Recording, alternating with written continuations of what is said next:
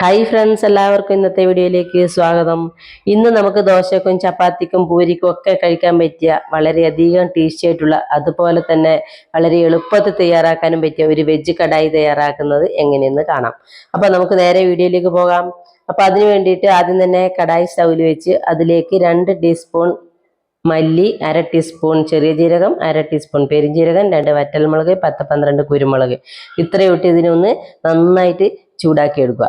അപ്പം നമ്മുടെ കടായി മസാലയാണ് തയ്യാറാക്കുന്നത്. അപ്പോൾ ഇതൊന്ന് നന്നായിട്ട് ചൂടായതിന് ശേഷം നമ്മൾ സ്റ്റൗ ഓഫ് ചെയ്ത് തണുത്തതിന് ശേഷം ഒന്ന് പൊടിച്ചെടുത്ത് മാറ്റി വെക്കുക. അപ്പം നമ്മുടെ കടായി മസാല ഇവിടെ തയ്യാറായിട്ടുണ്ട്. അപ്പം അതിന് ശേഷം നമ്മൾ അതേ കടായിലേക്ക് തന്നെ 2 ടേബിൾ സ്പൂൺ വെളിച്ചെണ്ണയും കൂടി ഒഴിച്ചു കൊടുത്ത് ഒരു ക്യാപ്സിക്കും ഒരു സവോളയും വലുതായിട്ട് കട്ട് ചെയ്തത് ഇട്ട് കൊടുത്ത് ഒന്ന് നന്നായിട്ട് വഴറ്റി വേറൊരു പാത്രത്തിലേക്ക് കോരി മാറ്റുക. പിന്നീട് നമുക്ക് ഇതിന് വേണ്ട പച്ചക്കറിയൊക്കെ ഇതേ കടായിൽ തന്നെ ഇട്ട് ഒന്ന് വഴറ്റേണ്ടതുണ്ട്. അപ്പം അതിന് വേണ്ടിയിട്ട് ഒരു ക്യാരറ്റ് കട്ട് ചെയ്തതും അതുപോലെ തന്നെ ഒരു ഉരുളക്കിഴങ്ങ്, അതുപോലെ തന്നെ പച്ചപ്പയർ, അതുപോലെ തന്നെ കോളിഫ്ലവർ ഇത്രയുമാണ് ഇട്ടിട്ടുള്ളത്. വീട്ടിലുള്ള പച്ചക്കറിയൊക്കെ ഇടുന്നതിന് കുഴപ്പമൊന്നുമില്ല. ഗ്രീൻ പീസ് ഉണ്ടെങ്കിൽ ഇടാം, ബീൻസ് പയറുണ്ടെങ്കിൽ അതും കൂടി ആഡ് ചെയ്യാവുന്നതേ ഉള്ളൂ. അപ്പം ഞാൻ ഇത്രയും പച്ചക്കറിയാണ് ഇട്ടിട്ടുള്ളത്. അതിലേക്ക് 1/2 ടീസ്പൂൺ മഞ്ഞൾപ്പൊടി, ആവശ്യത്തിനുള്ള ഉപ്പും കൂടി ഇട്ട് കൊടുത്തു. ഇതിനെ ഒന്ന് നന്നായിട്ട് വഴറ്റിയെടുക്കുക.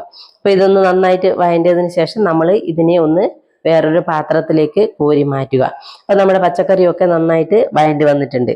അപ്പോൾ പിന്നീട് നമ്മൾ അതേ കടായിലേക്ക് തന്നെ 2 ടേബിൾ സ്പൂൺ വെളിച്ചെണ്ണയും കൂടിയാണ് ഒഴിച്ചു കൊടുക്കുന്നത്. വെളിച്ചെണ്ണ ഒഴിച്ചു കൊടുത്തതിന് ശേഷം 1/2 ടീസ്പൂൺ ചെറിയ ജീരകം കൂടെ ഇട്ട് കൊടുക്കുക. അപ്പോൾ അത് ഇട്ട് കൊടുത്തതിന് ശേഷം മീഡിയം സൈസിലുള്ള ഒരു സവോള കുനുകുനാന്ന് കട്ട് ചെയ്തതും കൂടി ഇട്ട് കൊടുത്ത് ഇതിനെ ഒന്ന് നന്നായിട്ട് വഴറ്റുക.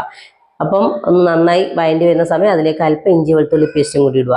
അപ്പം നമ്മുടെ ഇഞ്ചി വെളുത്തുള്ളി പേസ്റ്റിൻ്റെ ആ പച്ചമണം ഒക്കെ ഒന്ന് മാറി വരുന്നവരെ നമ്മൾ ഇതിനെ ഒന്ന് വഴറ്റിക്കൊണ്ടിരിക്കുക. പിന്നീട് നമ്മൾ അതിലേക്ക് ഇട്ട് കൊടുക്കുന്നത് അല്പം മഞ്ഞപ്പൊടിയാണ്. അപ്പം ആദ്യം കുറച്ച് മഞ്ഞപ്പൊടി ഇട്ട് കൊടുത്തിട്ടുണ്ട്, അതുകൊണ്ടാണ് ശകലം ഇട്ട് കൊടുക്കുന്നത്. പിന്നീട് 1 ടീസ്പൂൺ മുളക് പൊടിയും കൂടി ഇട്ട് കൊടുക്കുന്നുണ്ട്. അപ്പോൾ ഇതും കൂടി ഇട്ട് കൊടുത്ത് ഇതിൻ്റെ പച്ചമണമൊക്കെ ഒന്ന് മാറുന്നവരെ വീണ്ടും വഴറ്റുക. പിന്നീട് നമ്മൾ അതിലേക്ക് അല്പം വെള്ളം കൂടി ഒഴിച്ചു കൊടുത്ത് അതിനെ ഒന്ന് വറ്റിച്ചെടുക്കുക.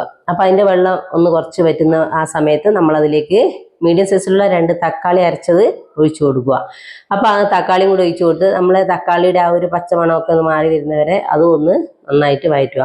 അതൊന്ന് കുറുകി വരുന്ന സമയത്തേക്കും നമ്മൾ വഴറ്റി വെച്ച പച്ചക്കറിയൊക്കെ ഇതിലേക്ക് ഇട്ട് കൊടുക്കുക.